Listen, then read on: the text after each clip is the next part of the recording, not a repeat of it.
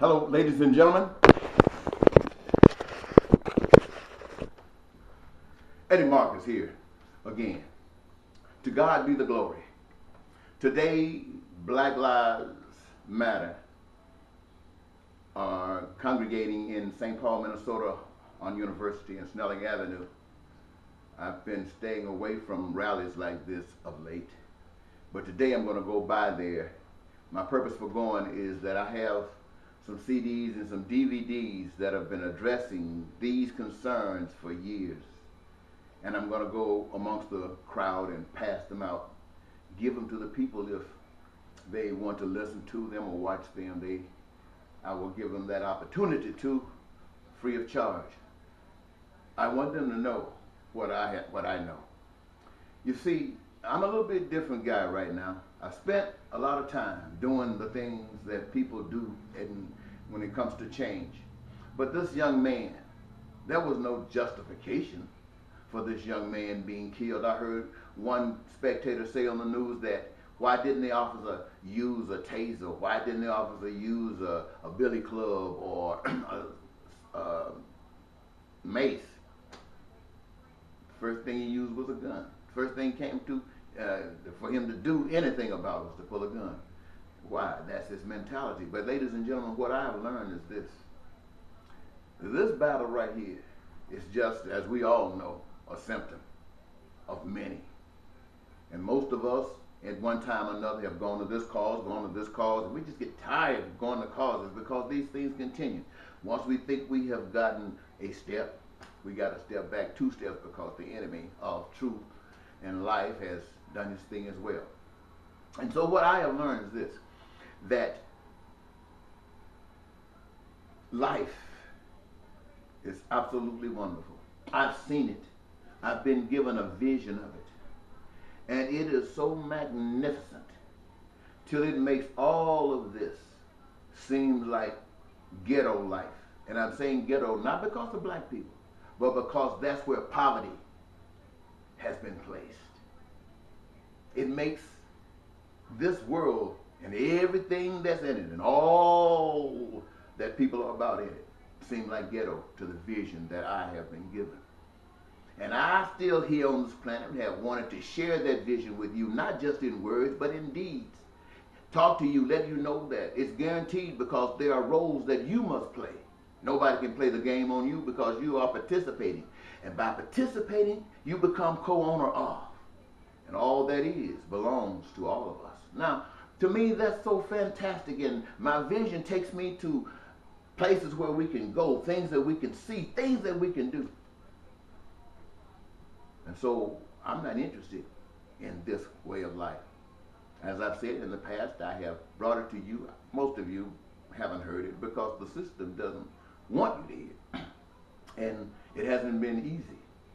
And so it seems like though I've gone to jail, though I've gone to prison, though I've violated the good conduct of the military for the simple reason to make a statement about what I have seen and to show you that it's real by me following the course. And now I find myself saying to you, when I think about killing, I don't go for killing. I hear people talking about my people, black people, and how much emphasis could be given on black people and black people of God's first created. That to me doesn't mean anything. Because if we are so special, we get super responsibilities. That's the way I see that. So I don't want any more super responsibilities than anyone else. And I just see if God made us black first, he just made us because whatever his reason, hadn't that to make us superior. We're not superior. I don't care. I'm not accepting that. Now, maybe it's because that's the way I was taught. And I was taught that. And I practiced that. I was taught it by my great-great-grandparents who raised me. I was taught it by those who said Jesus felt like this. And even if Jesus didn't feel like this, I do. And so my vision encompasses you. I've lived a life of trying to get it. And I'm going to tell you, that life about getting it has to do with exploitation.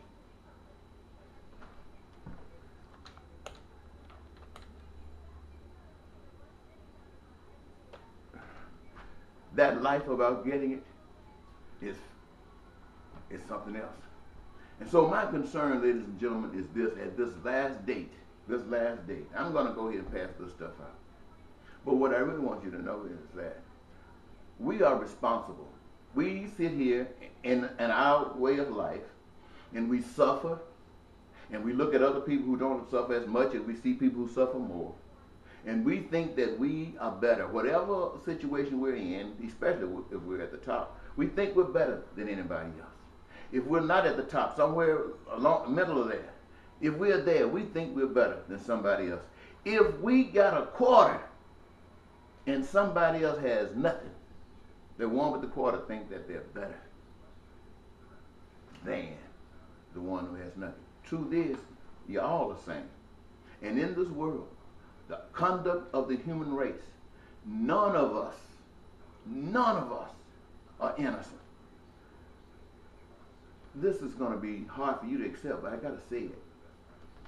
This vicious crime that was perpetrated upon this young man Saturday night or Sunday morning, it happened. The police are not the only ones responsible. We are responsible too. And the reason we are responsible, because we can fix this stuff, but we won't. And we find all kinds of excuses. But the truth is that you are too afraid. We are all too afraid. We've been taught to be afraid. So we can't even condemn one another for being too afraid. But it all happens because of us.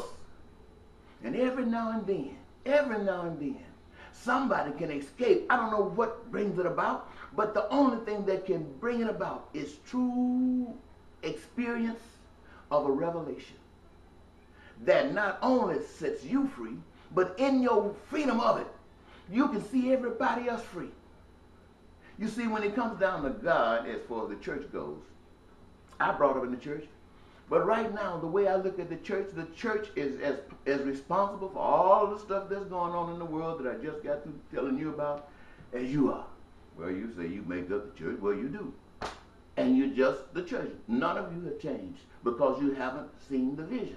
What does that mean? I'm not trying to say that you don't know God. I'm not trying to say that at all. But you know God at a very low level. You're like babies or toddlers when it comes down to God. Because everybody's a coward. Everybody's right and everybody else is wrong. And even in your rightness, you don't see peace and prosperity and joy for everybody. Why? Because you haven't gotten there yet. Your rightness is your own rightness. See, God's rightness is the kind of rightness that sees heavenly for all people, for every last one of them. God sees that. And if you're walking down that same vein of God, seeing is just like that. What God sees is what you see. That's what makes you God's child. But now you are not only God's child. What you see as God's child in a world that's messed up like this, that's your duty to represent. You talk about the prince over there and some of you even say the prince is going to be the Antichrist. But he's over there and everybody's talking about the prince. But who are you? You are God's child. You are God's child. And in the middle of all of this corruption, in the middle of all this hell, you see beauty. Not in the world, but what the world can be. And so they don't know it, but you do. So what does that make you? It says, to whom much is given, much is required. To whom much is given, much is required. So if you can see a way to stop the cops from killing, if you can see a way for the ghettos to be removed, if you can see the way where poverty has been abolished forever, when you can see the way where what Israel, Iran, all of the places where war is talked about, when you can see that liberated, you got a responsibility. Because you're about the only one that sees it. But it's beautiful. And the story is easy to tell. Now, following it It's just as easy. I'm saying this because of experience. I know you don't know this and you're not going to accept it, but let me tell you. Following this, you still have peace because the world, you don't know this. A joker standing up talking about making the world peaceful and joyful, everybody out there who got something is going to think that this is a thief trying to take what you got. Because your faith is in what you got. Your faith is not in truth. It's in what you got. And so I'm talking about something where everybody, and the first thing you start talking about, trying to spread the wealth across the land. That means you got, no, it has nothing to do with that. It has nothing to do with that. I'm talking about showing you what is true wealth. Wealth that you can't lock up. You don't need to, because everybody is wealthy.